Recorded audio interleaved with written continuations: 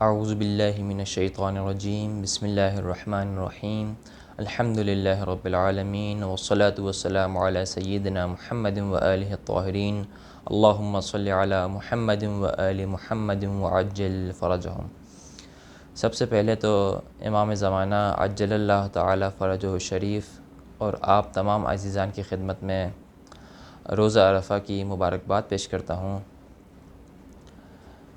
امام حسین علیہ السلام دعائے عرفہ میں ہمیں اس چیز کی طرف توجہ دلانا چاہتے ہیں کہ پروردگار عالم ہمیں کتنا چاہتا ہے اور پروردگار عالم ہم سے کتنی محبت رکھتا ہے۔ اگر پروردگار عالم چاہتا تو ہم ایسے گھرانے میں پیدا ہوتے جو دین خدا سے دور ہے، جو دین خدا سے لا علم ہے، جو لادین گھرانہ ہے، لیکن پروردگار عالم نے ہم سے محبت کی وجہ سے ہمیں ایسے گھرانے میں پیدا کیا جو دین اسلام سے وابستہ ہے، جو مذہب تشیع سے وابستہ ہے اور جو اہل بیت سے وابستہ ہے۔ لہٰذا یہ پروردگار عالم کی ہم سے محبت کی نشانی ہے۔ پروردگار عالم نے ہمیں اتفاقی طور پر ایک خاص خاندان میں اور ایک خاص گھرانے میں اور ایک خاص وقت میں پیدا نہیں کیا، بلکہ امام حسین علیہ السلام دعائے عرفہ میں اس چیز کی طرف توجہ دلاتے ہیں کہ یہ تمام چیزیں پروردگار عالم نے پہلے سے اپنے تقدیر میں رکھی تھی اور اپنے حساب و کتاب میں رکھی تھی۔ امام حسین علیہ السلام فرماتے ہیں لم ازل زائنا من صلب الی رحم فی تقادم من الایام الماضیہ والقرون الخالیہ لم تخرجنی۔ پروردگار عالم نے مجھے ایک صلب سے ایک رحم میں منتقل کیا۔ کئی سارے زمانے گزر گئے جس میں موجود نہیں تھا، کئی ساری صدیاں گزر گئے جس میں موجود نہیں تھا، اور پروردگار عالم نے مجھے اس عالم سے اس عالم میں منتقل نہیں فرمایا۔ یہ سب کے سب پروردگار عالم کے لطف کی نشانی ہے۔ یہ سب کے سب اس بات کی طرف توجہ دلا رہی ہے کہ میں جو انسان ہوں، اگر اس خاص گھرانے میں اور اس خاص وقت میں اس دنیا میں منتقل ہوا ہوں، تو یہ سب کے سب پروردگار عالم کی ایک تقدیر ہے، یہ سب کے سب پروردگار عالم کا ایک حساب و کتاب ہے۔ در حقیقت یہ ہے کہ میں جو انسان اس گھرانے میں اور اس وقت پیدا ہوا ہوں، یہ اس وجہ سے ہے کہ میں پروردگار عالم کا ایک پروجیکٹ ہوں۔ میں خود بذات خود پروردگار عالم کا ایک پروجیکٹ ہوں۔ اگر پروردگار عالم چاہتا تو میں کسی اور زمانے میں پیدا ہوتا، لیکن پروردگار عالم کا میں جو پروجیکٹ ہوں وہ یہ ہے کہ مجھے اس گھرانے میں اور اس وقت میں پیدا ہونا ہے۔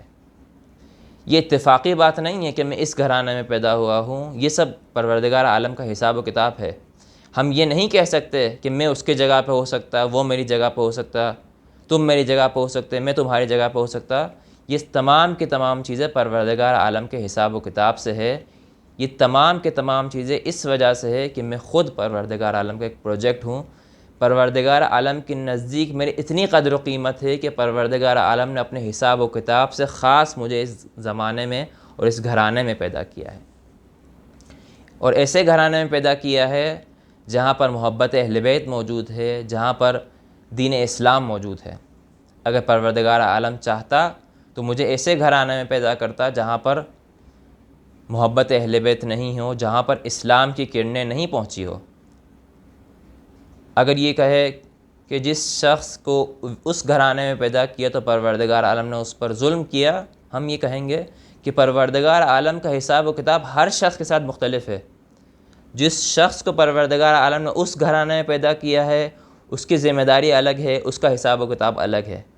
جس شخص کو اسلام کے گھرانے میں پیدا کیا ہے، جس شخص کو محبت اہل بیت رکھنے والے گھرانے میں پیدا کیا ہے، اس شخص کی ذمہ داری، اس شخص کا حساب و کتاب، اس شخص کا پروردگار عالم کے ساتھ مدارا، پروردگار عالم کا اس شخص کے ساتھ مدارا الگ الگ ہے۔ حساب و کتاب الگ ہے، ذمہ داری الگ ہے۔ لہٰذا یہ تمام چیزیں امام حسین علیہ السلام ہمیں دعائے عرفہ میں بتلا رہے ہیں۔ ساتھ ساتھ دعائے عرفہ میں امام حسین علیہ السلام ایک اور چیز کی طرف اشارہ فرما رہے ہیں، لَكِنَّكَ أَخْرَجْتَنِي لِلَّذِي سَبَقَ لِي مِنَ الْهُدَى الَّذِي لَهُ يَسَّرْتَنِي۔ پروردگارا، تو نے مجھے ایسے گھرانے میں پیدا کیا جہاں پر اسلام کی کرنیں موجود ہے، جہاں پر دین اسلام موجود ہے۔ ساتھ ساتھ پروردگار عالم نے اس گھرانے میں مجھے پیدا کیا، اس زمانے میں مجھے پیدا کیا جس زمانے میں پیغمبر اکرم صلی اللہ علیہ وآلہ وسلم کا زمانہ گزر چکا ہے، جس زمانے میں انبیاء گرامی کا زمانہ گزر چکا ہے، جس زمانے میں پروردگار عالم کا دین مکمل ہو چکا ہے۔ اگر پروردگار عالم چاہتا تو مجھے اپنے دین کے اکمال سے قبل پیدا کر سکتا۔ رسول گرامی اسلام حضرت محمد مصطفیٰ صلی اللہ علیہ وآلہ وسلم کی ولادت سے قبل، ان کی رسالت سے قبل مجھے پیدا کر سکتا، اور اگر اس زمانے میں مجھے پیدا کرتا تو اس وقت میں پیغام حق کو پوری طرح دریافت نہیں کر سکتا، پیغام حق کو پوری طرح نہیں سن سکتا، کیونکہ اصلاً پیغام حق پوری طرح نازل ہی نہیں ہوا، پوری طرح بیان ہی نہیں ہوا۔ لہٰذا یہ خود ایک مخفی نقطہ ہے، ایک چھپا ہوا نقطہ ہے۔ پروردگار عالم کا ہم پر لطف ہے، اور ہمیں پروردگار عالم کا اس مخفی نقطے پر شکر ادا کرنا چاہیے کہ ہمیں اس زمانے میں پروردگار عالم نے پیدا کیا جس زمانے میں پروردگار عالم کا کلام، پروردگار عالم کا دین مکمل ہو چکا ہے۔ لہٰذا یہ خود پروردگار عالم کا ایک لطف ہے ہم پر، اور یہ بات کہ ہم پروردگار عالم کے ایک پروجیکٹ ہے، یہ انہی جملات اور انہی دعاؤں سے کشف کیا جا سکتا ہے۔ لہٰذا جب ہم یہ دعائیں پڑھیں تو یہ کوشش ہونی چاہیے کہ جتنا ہو سکے ان دعاؤں میں غور و فکر کرے، ان دعاؤں میں جو معارف ہے ان کو حاصل کرنے کی کوشش کرے۔ پروردگار عالم سے یہ دعا ہے کہ ہمیں ان دعاؤں سے مکمل استفادہ کرنے کی توفیق عنایت فرمائے۔ والسلام علیکم ورحمۃ اللہ وبرکاتہ۔